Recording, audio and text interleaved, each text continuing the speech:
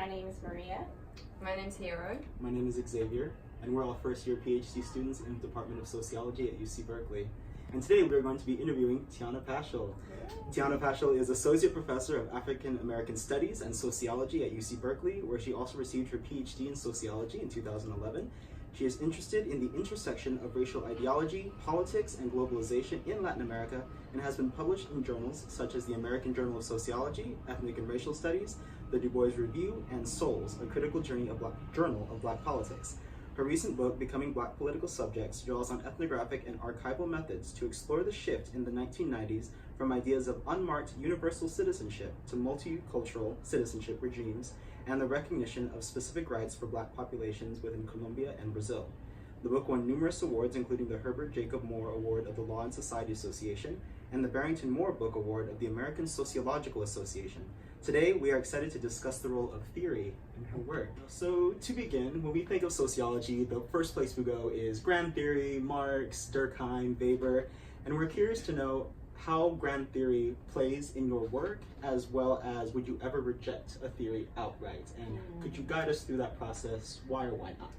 Yeah, thank you for that. So I think, one of the kind of sociological tools and one of the tools that Black feminist theory across many disciplines has taught me is to kind of question ideas of like the grand or the universal, and to kind of think about the power relations that undergird these ideas that there is a universal experience that that we can use to kind of explain the world. And so I think I come to grand theory from a place of apprehension from the beginning.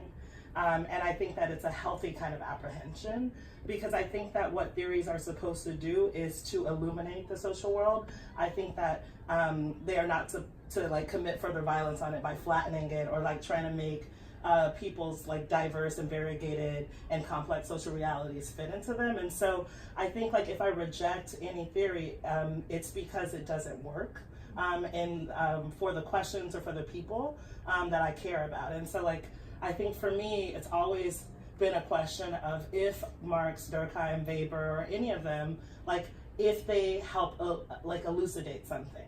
Not that they necessarily just don't like out the gate because they're dead white men or because they're European or whatever. I never would reject it on those grounds. But on the flip side, I would never assume that, of course, that the truths that they've come to understand or their ways of understanding history or power or inequality or any other like facet of human existence, that it wouldn't necessarily make sense in every context. And so I think that is what we should be thinking about theories as what they can be productive of, that we ask the questions that we want to ask, and then we see what theories might apply to those different social realities, as opposed to the idea of a grand theory already.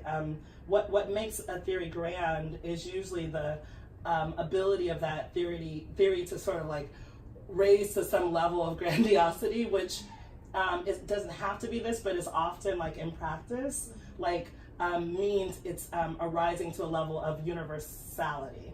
And I think that the universalisms that we know are so detrimental to understanding difference in this world, that come out of certain kinds of traditions, particularly Western philosophical traditions, that we have to be very aware of that history and those like actual material power relations as we use these theories.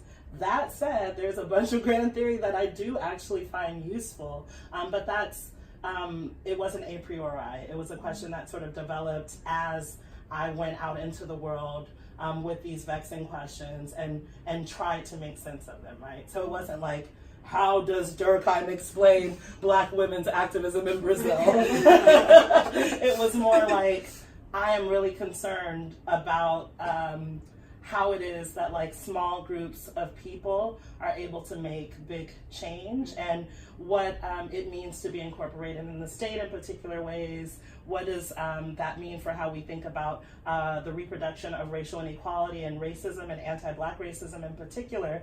And then to say like, who's going to help me try to understand that? And those people don't have to be thinking about racial justice as I often am.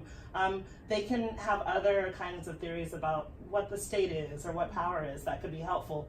But I never approach it as a question of them already always being useful. And I think that that's where the danger is. Because if we look, like, it's not by accident that there are certain people who arise to grand theory and everyone else is thought to be sort of like some lesser level of theory. They don't explain quite as much. They're kind of like more in these like subjective, like boutique, like specific experiences. And so I really think that even the kind of like, even the words that we use to talk about grand theory versus like meso-level theory or other theories is already and sort of enmeshed in a particular terrain of struggle and of power, right? My work, I think the two kind of like grand theory, and I guess it depends on where you put boards two in this, but I find Gramsci's theory of hegemony quite useful. I mean, in the context of thinking about how it is that race reproduces itself beyond like periods of time where it's very clear that the state has a particular forceful hand in terms of reproducing it, right? So outside of the context of like the colonial period in Latin America, where racial reproduction is happening primarily through a system like slavocracy, like to kind of understand what happens post-independence and how it is that like you can have this racial hierarchy that is in a context where the people at the top of the hierarchy are very much outnumbered, right? And yet somehow the system just continues on. And to understand the sort of power relations that are undergirding that, why it is that people, for instance, seem to be buying in on some level to the system, and in some cases, like really taking the hierarchy to be truth, you have to have some kind of theory of ideology. You have to. And so I think Marx and Gramsci like do help us start to think about those kinds of things. What about the reproduction of racism is happening through some process that we might call consent? To what extent does the like the bones of a racial system require a kind of representational apparatus in order to exist, right? And so I think some of those things have been useful, but I never ever thought that they were already going to be useful because they already came with the label of grand theory.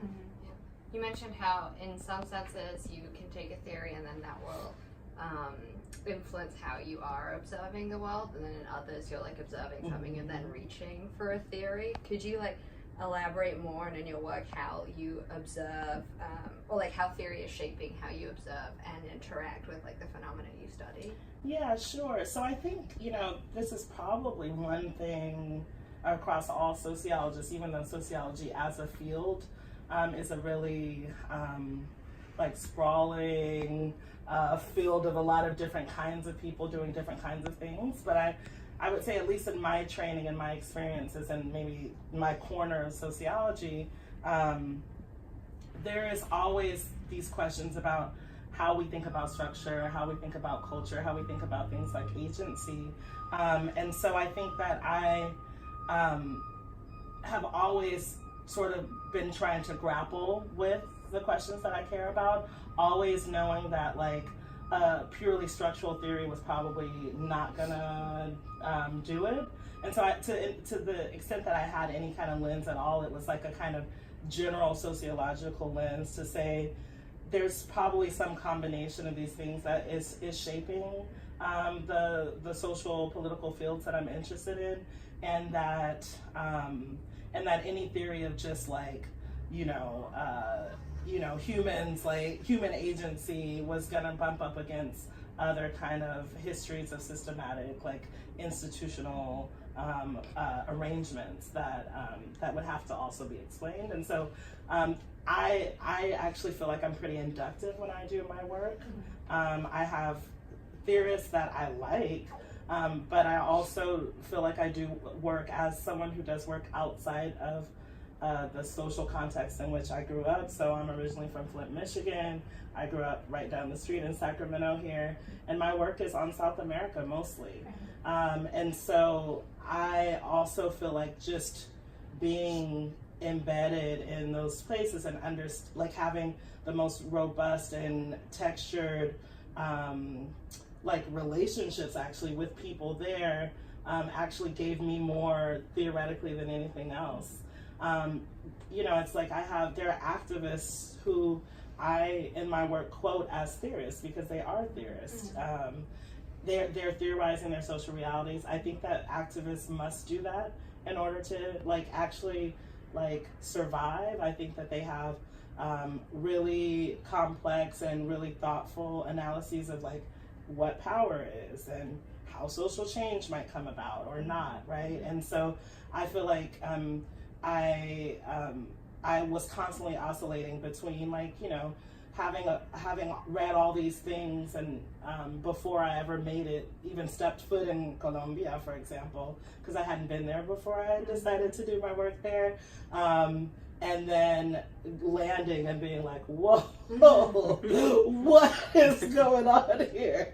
Like, how do we explain this? Like, and you know, debating with and listening to a lot of folks on the ground who are trying to make sense of their lives, and they're risking their lives to change the world, and so they have to have a sense of what that world is and also what that world could be, you know.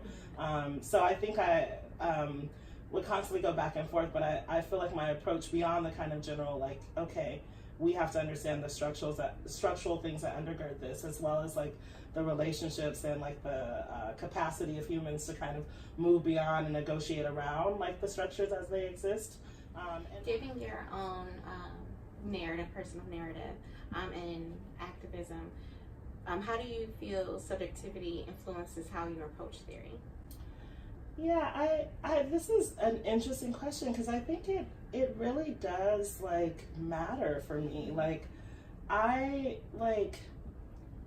happened to have given the graduation speech or whatever my year that I graduated from Berkeley sociology, and it was a really important moment for me and for my family. I was the first person to graduate high school in my family, first person, you know, you could just keep going right after that. And my mom was in the audience, and my mom was like someone who, she went to 10th grade and then she began to work to take care of her family. And she like was very skilled at navigating really unequal institutions, and primarily like the institution of education, which is one of those institutions in this society and in a lot of societies that help to reproduce the class structure very, very clearly so. And my mom was just like really adept at that. Like she, you know, at like using different people's addresses and moving us to different places and living right in that one like pocket that we could afford so that we could go to this school, but also knowing that she wanted us to go to schools where like we wouldn't be completely alienated, racially.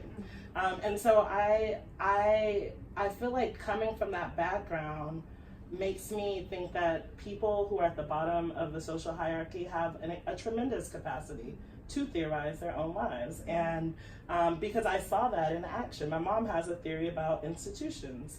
My mom has a theory about inequality, right? And yet she has a GED only. And so I think that does shape how I think about this. And it also, like, I think got me out of the trap of being like in the ivory tower and being like, haha, I'm gonna find a population to like rehearse this theory on. It's like, no, like that, you know, like I just wouldn't be able to do that. And of course that's like a caricature. I don't know if people are actually doing that, but sometimes you can read work and it feels a little like that. It feels a little like the actual narratives of the actual people is an afterthought, that like there's some other thing that's like really the impetus of the work, right? And I think for me, I don't think you have to come from where I come from to think that, but I think, like, you know, when I read Patricia Hill Collins' Black Feminist Thought, and she was like, Black women theorize their lives, I was like, they do! We do! You are so right! And so the question is, like, what kinds of theories come out of that, right? And, you know, in that book, whether people want to call it sociological or not, like, she hits you over the head with all of the different ways that Black women, seamstresses, have theories about, like, labor and power in the state, how, you know, how Black women across all kinds of circumstances have theorized their lives, and that we need to think about that as theory and not just as some, like, subjective experience, right? So I think I think it helps me. Like, sometimes it feels like my superpower, because I'm like, theory is everywhere, you know? It's like, you know, there's this argument that that people make constantly in the context of the countries where I work, because once the state legally recognized collective land rights for some Black populations, those populations then experienced really high levels of violence. And so there's a sort of, like, pedestrian kind of way that people talk about this, which is that, like, you got rights and then violence came. And Carlos Rosero, who's this activist in the Afro-Colombian movement, he's part of an organization called Proceso de Comunidades Negras, or Processes of Black Communities, has this theory about, like, the way that he talks about that is like, no, this is just a new modality of violence. And to say that, like, the rights brought violence is actually to obscure the ways in which there was violence before. And so really what he's trying to really demarcate there is to say, like, once you're legally institutionalized and you're visible in a particular way, that means that violence takes a different form, not that it comes out of nowhere. And so the real question is, like, okay, so now with this legal apparatus, how do, like, you know, domestic and transnational capital dispossess Black communities of land, for example, in new ways, right? So it's not just, and it requires a particular kind of violence, right? So I see that as a theory, like, and I cite it as a theory in my book, you know, because I think that like, theory, it's not just that the social world produces theories, it produces theorists too, right? So you do work in both sociology and African American studies. Could you speak a bit about the different role theory plays within those fields? Yeah. So I am a really strange person when it comes to discipline. And it reminds me of some version of double consciousness, because, you know, it's like when I'm with sociologists, I feel much more like a Black studies, African diaspora studies scholar sometimes. And then when I'm in Black studies, I'm like, I am such a sociologist. And I think in the end, having both of those experiences really do help me read across fields and take people seriously, right? So I would never, like, you know, if there's somebody writing within an anthropology tradition or an interdisciplinary tradition on my very topic, I wouldn't be able to be like, no one has written about this because a sociologist hasn't, you know? And I think in terms of how these fields approach theory, I think that there are differences in the writing style, but also in the, like, epistemology. Like, I think that for African diaspora studies, for Black studies, because the field is created out of a resistance, and a resistance to all kinds of things, including this distortion of Black experiences and this distortion of the, like, possibilities of Black people to be human. There is this way that there is an aversion to the idea of, like, a canon in particular ways. So, like, it's way more, like, decentralized in that way as a field. And I think a lot of the discussions in theory-wise, but also methodological questions in Black studies are really to kind of say, okay, what is the common ground here then? What is the common ground? And that's a very different orientation towards like the way we see training happen in sociology, where there's an assumption there is a common core, like you could fight around the boundaries of it, but there's some common thing. And so what I think that produces, at least for Black studies, in the corner of Black studies that I find myself in, is that people do use whatever theories they find useful. Because there isn't the same kind of policing around that. And there is a real aversion to what grand theories can do in terms of distortions of Black experience, right? And so I think that there's like, you can be more limber like in interdisciplinary studies, and you can write in ways where you can sort of integrate theory throughout your work. And I think that is really an effective way of writing. And so I try sometimes to write in that way. I think it's also the case though, and this is the double consciousness part, where I do sometimes feel like I'm when I'm talking to different audiences, I might there might be parts of an argument that I think make more sense with that audience. And so there are certain things I might test out in a Black studies space because I think that people would get it and they could give me feedback. And then other things that I might test out in a sociology space, like in terms of theory. But I do think there has been this really interesting like moment within theory, like sociological theory, where a lot of the people who are pretty bread and butter in terms of Black studies, Stuart Hall, Du Bois, are now like being rediscovered by sociologists. And so like maybe there's like my life is going to be more like, you know, like less bifurcated as I move forward. Yeah, but I do think they're different approaches for sure. And you know, one thing to kind of consider too is that like I think, you know, some of the most high theoretical work that I read is in Black studies, particularly on the humanistic side of Black studies. But also there's quite a bit of work, and there's a whole generation of Black studies scholarship that was really about being corrective, being about saying like, with these distortions of Black life, what we must do as scholars is actually show the humanity of Black people, which meant just being thick descriptive accounts. And you know, I feel like in sociology, if you know somebody says your work is descriptive, it's like those are fighting words. Like that's like, ooh, it's descriptive. Like abort. It must have some theory. You have to have some theory, you know. But I think in the context of distortion, in the context of like being denied humanity, like some having corrective descriptive accounts that show the complexity of Black life was actually important. And so that's another way that I think that there is a difference.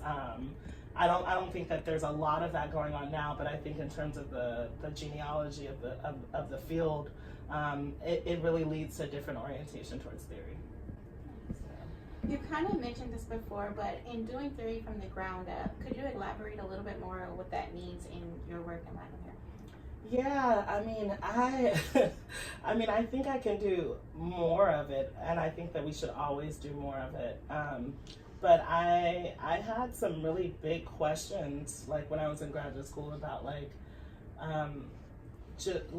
around like, you know, why the conditions under which states actually recognize groups that like not under conditions of just straight up disruptive protests, like why in the world would like, you know, Colombia like engage in like the biggest agrarian reform in its history, but give rights based on like ethnicity, right? Like why would they give 25% of the land of the country to indigenous communities and Black communities?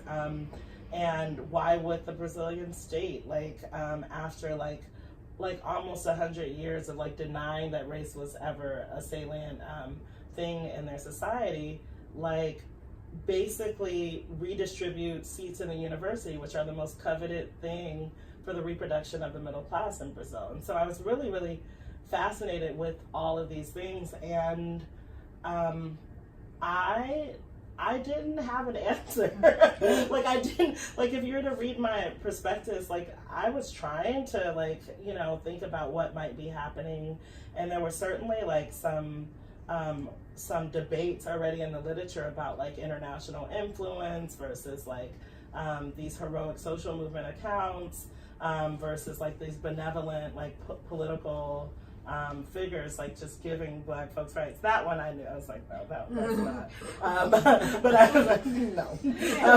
Like maybe the international one, like maybe. You know? But I feel like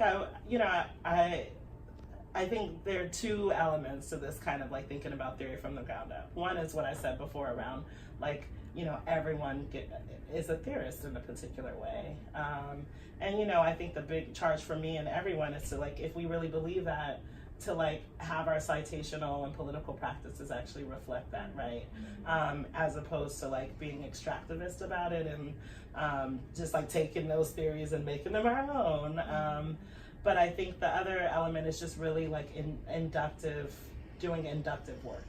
And I think that at least even when I do quantitative work, I feel pretty much like my like, you know, my way of seeing my like epistemological persuasions are like in the inductive route of things. So kind of say like, this is an empirical question, like it is. Like so let's let the empirics like tell us what's happening and then let's see what theories can help explain that thing that's happening. And so I think for me the ground up is that combination of like really having a more egalitarian view of like who can do theory and also having like an inductive way of moving into around the world and say like, look, let's see what's happening, you know.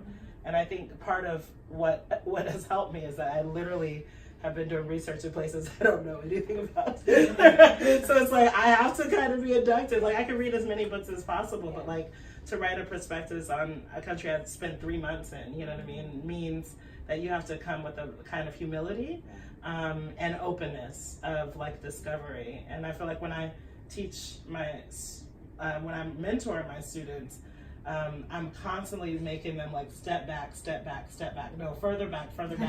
Okay, now like come forward again without all of the baggage of like already feeling like you already have the answer, you know, or that you already have the theories that it's going to explain something. Because my thing is like, if you already know that that's exactly how that works, then why are you wasting your time? Like, why go?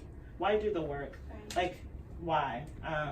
If you already feel like you know the answers. Speaking of state concessions and thinking transnationally, how would you suggest Black Lives Matter best transition from a hashtag to a movement that has the power to invoke policy changes? Yeah, I think so. You know, I think there are a lot of lessons already that we have from that movement, but also from like the movement against anti-Black state violence elsewhere.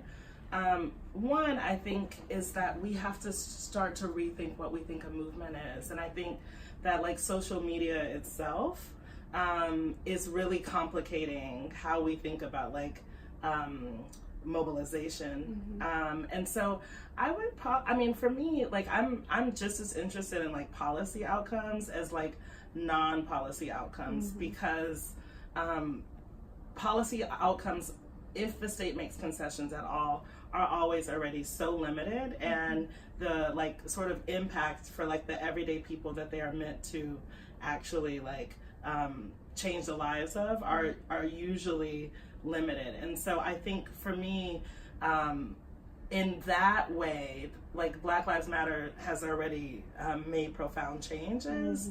And when I say that, I should say like the movement for Black Lives, not just the kind of organization that came out of a hashtag, right? Because those are two separate things, and they're both important.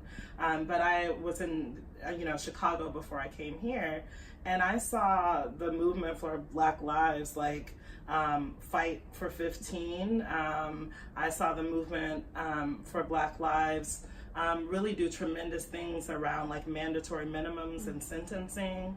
I saw some real amazing like policy outcomes at the same time that you see this like incredible inertia around you know, the collective anger around anti-Black state violence in particular, that I feel like is a productive anger. You know, like Audre Lorde always talked about anger and how important anger is for social change. And so I really do think that like in those ways to change the discourse so that we could actually say something like state violence, that we could say, use words like genocide and not be ridiculed.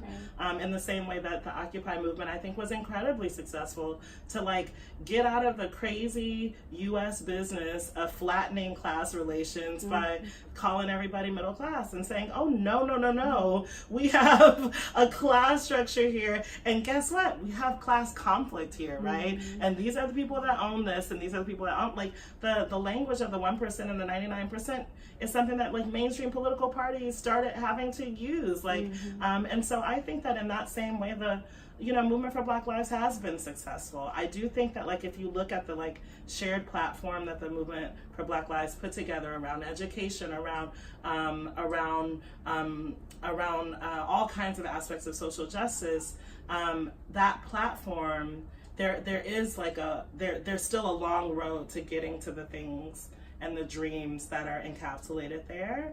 And I think that for any other country in the world, I would say that the kind of transnational strategies that Black movements in Latin America use could be useful. I would say for any other country, like shaming the government globally would actually maybe have political elites rethink their positions on certain things around racial inequality. But for the United States, I don't know that would be useful. It hasn't proven useful. And all of the sort of insular politics, along with all of the rise, of course, of white nationalism and its homes across the globe, it's just making me much more skeptical about the potentiality of like transnational racial justice movement in terms of the impact that it could make on this country. But I do think that something has been unleashed. And part of what has been unleashed is a real shift in how we talk about inequality in this country. And I'm extremely hopeful about that because I think that's the first step. Well, thank you very much for your time. We're so happy to open up a larger conversation on theory with one of our esteemed faculty. Steve, thank you. Well, one day, my dream is to actually teach theory in the Department of Social Yeah, because I don't know if I told you guys this last time, but like, when I took my theory, qualifying exam, I was like, Raka, I want to do it with you. And she was like, I'm not a theorist. I was like, yes, you are.